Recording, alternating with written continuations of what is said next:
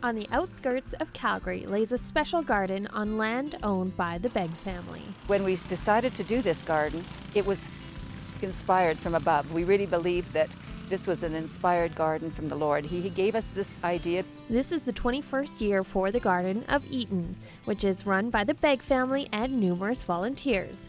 Each year, they are able to plant, weed, and harvest this land and donate the vegetables to the Calgary Food Bank. Try to start at 8 and quit at noon. It's just too hard on your back.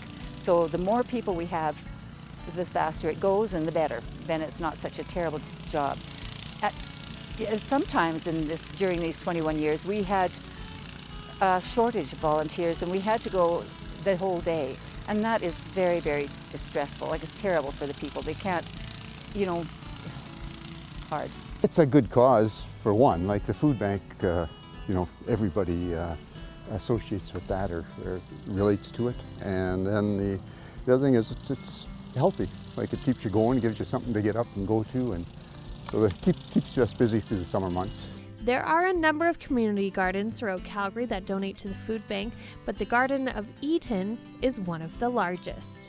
Food bank quite often only receives non-perishable food items, and so it's lovely to have something like this. We have one of the largest fridges and freezers in Canada, so we're able to store root vegetables and make sure that our clients have healthy options. Well, because there's such a need and people love to have organic food. We don't put any fertilizer on this. Everything is natural.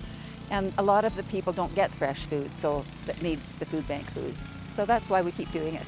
As long as we keep getting volunteers to come out and help weed it, we keep doing it. So this garden was also one of the first community gardens in the city.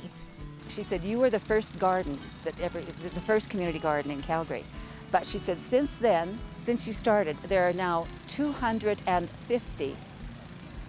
That blew me away. I said, you know what? That's exactly what we wanted. That's the best.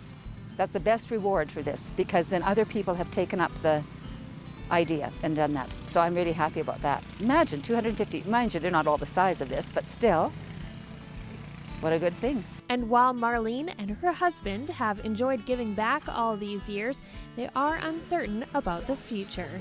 Don't plan things that far ahead now because of what's happened in our life. But my husband had a massive stroke, and so he's not able to do anything this year. So I'm not sure that this will be continued. This may be the last year, but we'll see.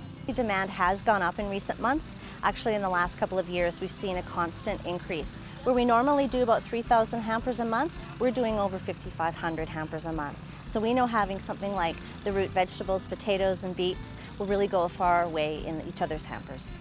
For Go, I'm Kate Hutchinson.